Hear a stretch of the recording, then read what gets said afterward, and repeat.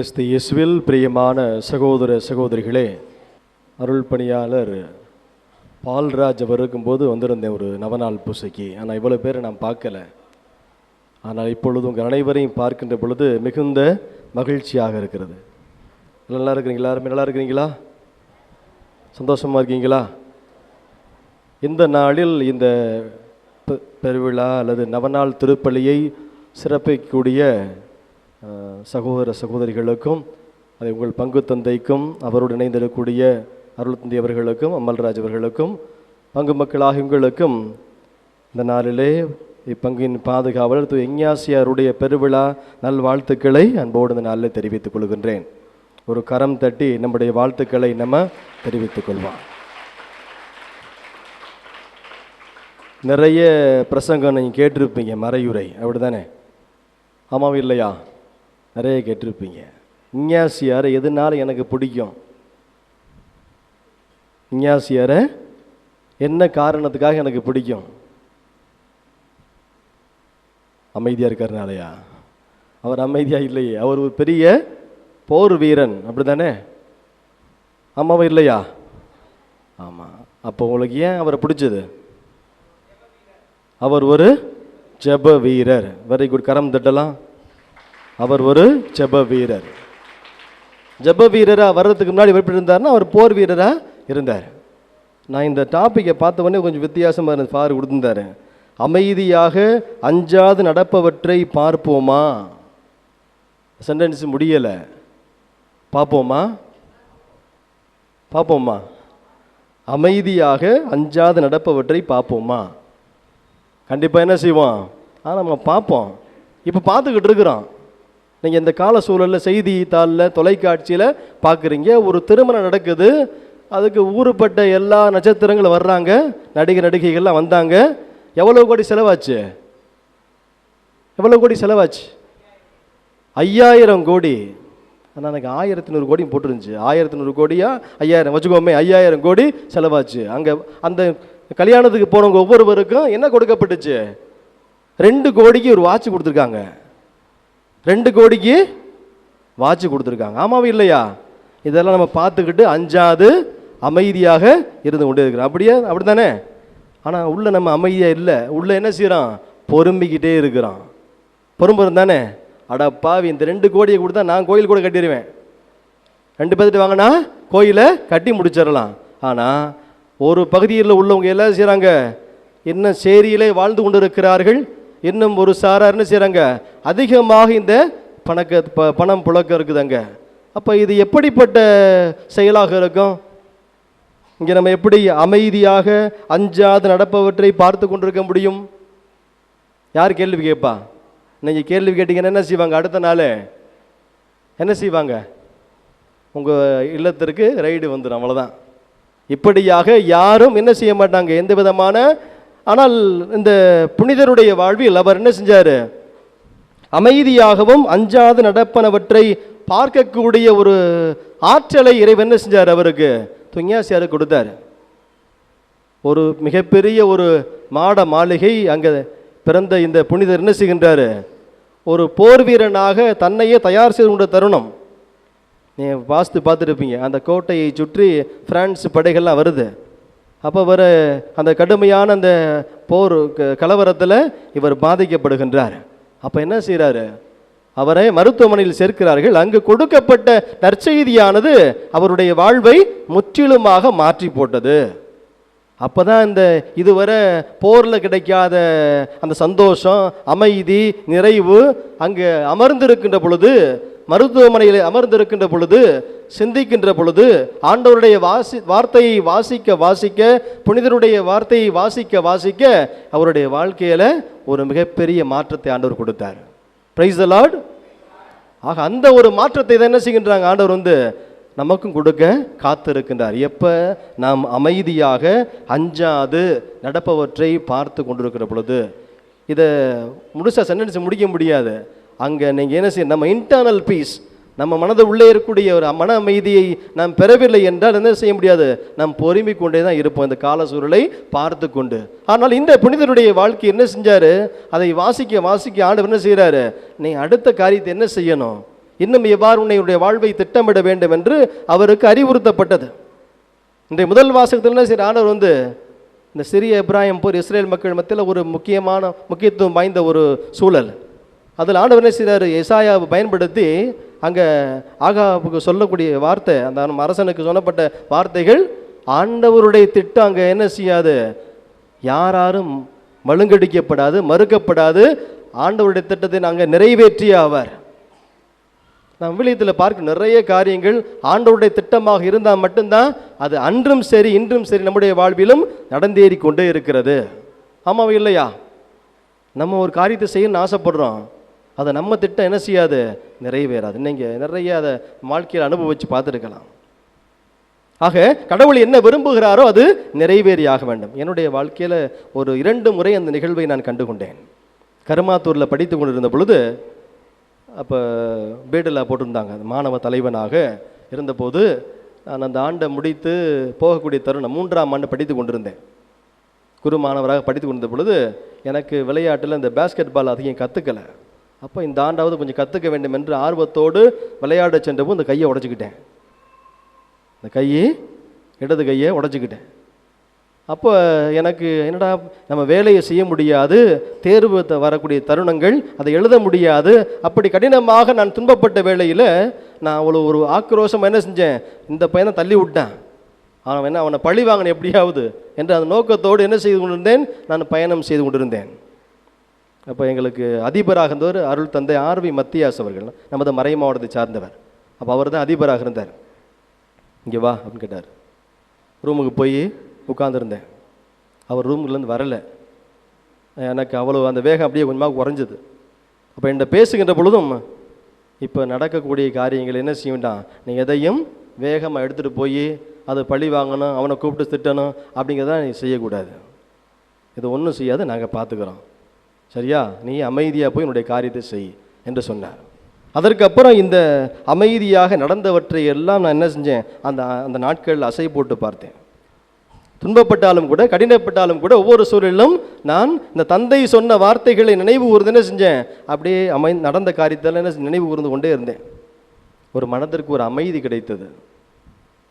அப்போ அந்த சகோதரனே மன்னிப்பு கேட்கின்ற பொழுது மனமும் மன்னிக்கக்கூடிய ஒரு முதிர்ச்சியை தந்தை அவர்கள் எனக்கு கொடுத்தார். நான் ஒரு வேகமாக போய் ஏதாவது செஞ்சிடலாமன்னு போகக்கூடிய சமயத்தில் எனக்கு தந்தை சொன்ன அந்த வார்த்தைகள் என்னை எப்படி மாற்றிருச்சு, மன்னிப்பு கேட்க கொண்டவர் அல்ல நம்மளே மன்னிக்கக்கூடிய மனநிலையோடு செயல்படக்கூடிய ஆற்றலை கொடுத்தது. ஆக இப்படி ஒவ்வொரு தருணத்திலும் இறைவனுடைய இருப்பு என்பது நமக்கு ஒவ்வொரு சூழலிலும் கிடைத்து கொண்டே இருக்கிறது. ஆக இந்த இஞ்ஞாசியாருடைய வாழ்க்கையில் இந்த இறை வார்த்தையை வாசிக்கின்ற பொழுது, ஆக தன்னுடைய வாழ்வில் அமைதியாக அஞ்சாது நடப்பவற்றை எல்லாம் அவர் அனுசரித்ததனால், நீங்கள் இந்த விருதுவாக உங்களுக்கு தெரியும், எல்லா புகழும் இறைவனுடைய அதிமிக மகிமைக்கு என்று சொல்ல முடிந்தது. நீங்கள் நிறைய ஒருத்தருக்கு ஒரு லோகம் ஒன்று இருக்குது, தூய சவேரியாரா, அவர் என்ன செய்வார், உலகம் எல்லாம் தனதாக்கி கொண்டாலும் தன் ஆன்மாவை இழப்பாரெனில் அதனால் என்ன பயன். அதுபோல இந்த புனிதருக்கு கிடைத்த மிகப்பெரிய ஒரு மாபெரும் விருது வாக்கு என்ன, எல்லா புகழ் இறைவனுடைய அதிமிக மகிமைக்கு. ஆக கடவுளுடைய வார்த்தை அவருடைய வாழ்க்கையில் மையமாக இருந்ததை நம்மால் காண முடிகிறது. எனவே தான் அந்த திட்டம் செயல்படுத்தப்பட்டது. அந்த திட்டத்தின் செயல்பட அவர் மனதிற்கு அமைதியும் அவருடைய வாழ்க்கையில் அவர் அஞ்சாது செயலாற்றக்கூடிய மனநிலையும் பெற்றவராக இருந்தார். இல்லைன்னா மிகப்பெரிய ஒரு இயேசு சபை என்ற ஒரு காங்கிரிகேஷனை தொடங்கி அதன் வழியாக கல்வி பணி, மருத்துவ பணி, நிறைய காரியங்களை செய்வதற்குரிய இன்றைக்கு நிறைய தந்தையர்கள் பணியாற்றுகிறார்கள். ஆக இப்படிப்பட்ட ஒரு சபையை உருவாக்குவதற்கும் அதற்கு இறை திட்டம், அது இறைவனை மையமாக வைக்கவில்லை என்றால் அது செயல்படுத்த முடியுமா? இன்றைக்கு நம்ம ஆழமாக சிந்திச்சு பார்க்கணும். இன்றைக்கு நாம் பல நேரங்களில் இந்த அமைதியும் அஞ்சாத நிலையும் என்ன செய்கின்றோம், வெளியில் சொல்லிக்கொண்டு பொறுமை கொண்டே நடக்கிற நிகழ்வு போல் என்ன செய்கின்றோம், நாம் பல நேரங்களில் இது நடக்குமா நடக்காதா, இங்கே போய் குறி பார்க்கலாமா, இங்கே போய் யாராவது கேட்கலாமா என்ற ஒரு மனநிலையோடு சரி நாம் செயல்பட்டு கொண்டிருக்கணும் பல நேரங்களில். ஆனால் அந்த சூழலை இறைவன் மாற்றி அமைப்பது என்ன செய்கின்றார், இறை திட்டம் என்னவாக இருக்கிறதோ அதை நிறைவேறுவதற்கு இறைவன் நம்மை ஒரு கருவியாக பயன்படுத்தி கொண்டிருக்கின்றார். நீங்கள் விளையத்தில் இப்போ அதிகமாக வாசித்து பார்த்தீங்கன்னா தூய பவுலடியாருடைய வாழ்க்கை, அவர் நீங்கள் எடுத்துக்க என்ன செய்வார், கடவுளுக்கு புறம்பாக கிறிஸ்தவ மக்களை துன்பப்படுத்திய அந்த பவுலடியாருடைய வாழ்வில் இறைவன் என்ன செய்கிறாரு, குறுக்கீடு செய்கின்றார். சவுலே சவுலே நீ துன்பப்படுத்தக்கூடிய இயேசு நான் தான் சொன்ன அந்த வார்த்தைகள் என்ன செய்கிறது? அவருடைய வாழ்வில் பெரிய மாற்றத்தை கொடுத்தது. ஆக மக்களுக்கு கடிதம் எழுதி அதன் வழியாக நற்செய்தியை அறிவிக்கக்கூடிய ஒரு கருவியாக இறைவன் என்ன செஞ்சார்? அவரை இப்போ அவருடைய திட்டம் செயல்படுத்தப்படலை. அவர் இன்னொரு அரசாங்கத்துக்கு என்ன செஞ்சார்? மிகப்பெரிய நம்பிக்கைக்குரியவராக செயல்பட்டு கொண்டிருந்தார். ஆனால் என்ன ஆண்டவர் அவரை முழு நேர பள்ளியாளராக என்ன செய்தார்? அவரை மாற்றி விடுகின்றார். ஆக எப்படி நான் நம்முடைய வாழ்வில் அமைதியாக அஞ்சாது பயணிக்க போகின்றோம் என்றால் இறை திட்டம் நம்மிலே செயல்பட வேண்டும். அதுக்கு நம்ம என்ன செய்யணும்? நாம் நம்பிக்கையோடு செயல்படணும். நாம் நம்பிக்கையோடு செயல்படணும். இன்னைக்கு நற்செய்தி வாசலில் வாசித்தோம், நம்பிக்கை குன்றியவர்களே நான் உங்கள் கூட இருந்தேன், உங்களுக்காக அற்புதங்கள் அதிசயங்கள் செய்யப்பட்டன, அதில் நீங்கள் பங்கெடுத்தீங்க, நீங்கள் அதை செய்ய முயற்சி செய்தீர்கள். ஆனால் இப்போ உங்கள் நம்பிக்கை குறைந்து போச்சு, ஆண்டவரே நாங்கள் சாக போகிறோம், உங்களுக்கு கவலை இல்லையா என்று என்ன செய்கிறீங்க? நீங்கள் கேட்கின்றீங்க. ஏன் இந்த நம்பிக்கை குறைபாடு? ஆக நம்பிக்கை குறைபாடு என்பது ஒவ்வொரு சூழலும் ஒரு மனிதனுக்கு ஏற்படக்கூடியதாக இருக்கிறது. ஆனால் அந்த நம்பிக்கையை மிகுதிப்படுத்தக்கூடிய காரியத்தில் நாம் என்ன ஈடுபட்டு இருக்கின்றோம்? நம்முடைய அன்றாட செயல்பட எடுத்துக்கொண்டோம் என்றால் எப்படி செயல்பட்டு கொண்டிருக்கின்றோம்? ஏதோ ஒன்று நடந்தால் சரிதான் என்பதாக போய் கொண்டிருக்கிறோமா? இல்லை, நான் இறைவனை தேடுகின்றேன். இந்த புனிதருடைய வாழ்வில் நடந்த நிகழ்வுகளைப் போல என்னுடைய வாழ்க்கையில் அவர் என்ன செய்கின்றார்? நன்மையான காரியங்களை செய்து கொடுக்கிறார் என்று நாம் நம்பி நாம் செயல்படவில்லை என்றால் நம்முடைய வாழ்க்கையில் நன்மையான காரியம் நடந்தேறாது. இது நிறைய சான்றுகளை பார்ப்போம். ஒரு துன்பத்தினால் ரொம்ப கடினமான மருத்துவ உதவியெல்லாம் பெற்றுக்கொண்ட பெண்மணி என்ன செய்கிற? ஆண்டவருடைய ஆடையை நான் தொட்டால் என்ன செய்வேன்? குணம் பெற்று விடுவேன். இதில் வாசிக்கிறீங்க. ஆக அந்த நம்பிக்கை எப்படி வெளிப்படுகிறது என்றால் ஆண்டவருடைய வார்த்தையை வாசித்தால் நான் வளம் பெறுவேன், ஆண்டவரை தொட்டாலே நலம் பெறுவேன் என்று நம்பிக்கையோடுவர் பயணித்ததன் வழியாக என்ன செய்கின்றார்? அவர் குணம் பெற்றவராக இருக்கின்றார். நீங்கள் மத்தேயு நற்செய்தியில் 8ஆம் அதிகாரத்தில் வாசிக்கின்றோம். ஆண்டவர் இயேசு தொழுநோயினால் பாதிக்கப்பட்ட மனிதன் என்ன செய்கின்றார்? குணப்படுத்துகின்றார். ஆக இந்த நம்பிக்கை நடந்தேறுவதற்கு என்ன செய்கிறார்? அவர் அதுக்குரிய சூழலை உருவாக்குகின்றார். ஐயா, நீர் விரும்பினால் அந்த நோயை நீக்க உம்மால் முடியும். இயேசு என்ன செய்கிறார்? கை நீட்டி அவரை தொட்டு நான் விரும்புகிறேன், கடவுளுடைய திட்டம் நிறைவேற வேண்டும், நான் விரும்புகிறேன், உனது நோய் நீங்குக. ஆக நம்முடைய வாழ்வில் அனைத்து காரியம் நடைபெற வேண்டும் என்றால் கடவுள் அதை விரும்பணும், விரும்பக்கூடிய காரியம் நம்ம செய்ய வேண்டும். ஒரு தத்துவ பாட்டு ஒன்று நீங்கள் கேட்டிருப்பீங்க பெரியவங்கெல்லாம். எங்கே இருப்பது சில காலம், ஏனோ இதற்கு அகம்பாவம், இதனால் வருமோ ஒரு லாபம், இதை எண்ணி பாரு அப்படி ஒரு வார்த்தை. கடைசி இந்த வார்த்தை பாட்டு ஆரம்பிக்கிறது வந்து கத்தியை தீட்டாதே உந்தன் புத்தியை தீட்டு, கண்ணியம் தவறாதே அதிலே திறமையை காட்டு. ஆக நம்முடைய வாழ்வின் செயல்பாடுகளை நம்ம என்ன செய்கின்றோம்? அப்பப்போ ஷார்பன் பண்ணிக்கிட்டே இருக்கணும். ஆண்டவருடைய வார்த்தை வழியாக என்ன செய்கின்றோம்? நாம் இருக்கக்கூடிய காலம் கொஞ்ச நாள் தான். ஆக நம்முடைய செயல்பாடுகளில் எவை இறைவனுக்கு உகந்ததாக இருக்கிறதோ, இறை திட்டத்தை வெளிப்படுத்தக்கூடியதாக இருக்கிறதோ அவற்றுக்கு என்ன செய்கிறோம்? நம்ம இசைவு தெரிவித்து நாம் செயல்படுகிறோம் என்றால் இறைவன் என்ன செய்கின்றார்? அதற்கான பலனை நம்ம கொடுக்கின்றார். அதை இந்த புனிதருடைய வாழ்க்கையில் என்ன செய்கின்றோம்? நாம் பார்க்கின்றோம். நான் ஒரு போர் வீரனாக போக வேண்டும், ஒரு திறமைசாலியாக இருக்க வேண்டும் அவர் நினைத்து கொண்டிருந்தார். ஆனால் அவர் என்ன செய்கிறார்? அதை மாற்றி அமைத்து என்ன செய்கின்றார்? அவரை ஒரு புனிதராக ஆக்கி இருக்கின்றார். அவர் வாசிக்கின்ற பொழுது என்ன செய்ய சொல்றாரு? இவர்கள் மட்டும்தான் புனிதராக முடியுமா, நான் ஆக முடியாதா என்று தன்னையே அவர் தயாரித்த அடிப்படையில் தான் சில தியான முறைகளெல்லாம் என்ன செய்ய அவர் ஏற்படுத்தி இருக்கின்றார்.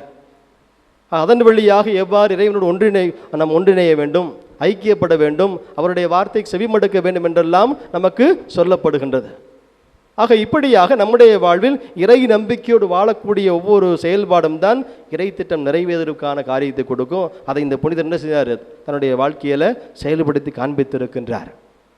ஆக நம்முடைய வாழ்வில் என்ன செய்கின்றோம்? நாம் நம்பிக்கையோடு பயணிக்கின்றோம், இறை திட்டத்தை உணர்கின்றோம், அதற்கு நாம் இசைவு தெரிவிக்கிறோம் என்றால் நம்முடைய வாழ்வும் வளமுள்ள வாழ்வாக நாம் சிறப்பான வாழ்வை வாழ முடியும் என்பதை தான் இன்றைய நாள் நமக்கு குறித்து காட்டுகின்றது. அதான் அந்த அமைதி, அஞ்சாத நாம் நோக்கக்கூடிய ஒரு சூழல். ஆக அன்புக்குரியவர்களே, இன்றைய நாளிலே இந்த நவநாளில் நம்ம கொடுக்கப்பட்ட இந்த நற்செய்தி பிரகாரம் நாம் நம்பிக்கை கொண்டவர்களாக இதுவரை இருந்திருந்தோம் என்றால் என்ன செய்கின்றோம்? நான் நம்பிக்கை மிகுதியாகக்கூடிய முன் உதாரணத்தை நம்முடைய செயல்பாடுகளை இந்த புனிதர் என்ன செய்கிறார்? நம்ம குறித்து காட்டுகின்றார். எவ்வாறு இறைவனுடைய திட்டத்திற்கு அவர் செவிமடுத்து ஒரு புனித நிலை அடைந்திருக்கின்றாரோ, இறைவன் விரும்பக்கூடிய வாழ்வை தேர்ந்தெடுத்திருக்கிறார். அதுபோல நம்முடைய வாழ்வு அவரை தேர்ந்தெடுக்க, நம்முடைய செயல்பாடு இறைவனுக்கு உகந்ததாக மாற்ற இந்த வழியை தொடர்ந்து ஜெபிப்போம். இறை ஆசிரியை வேண்டுவோம். ஆமென்.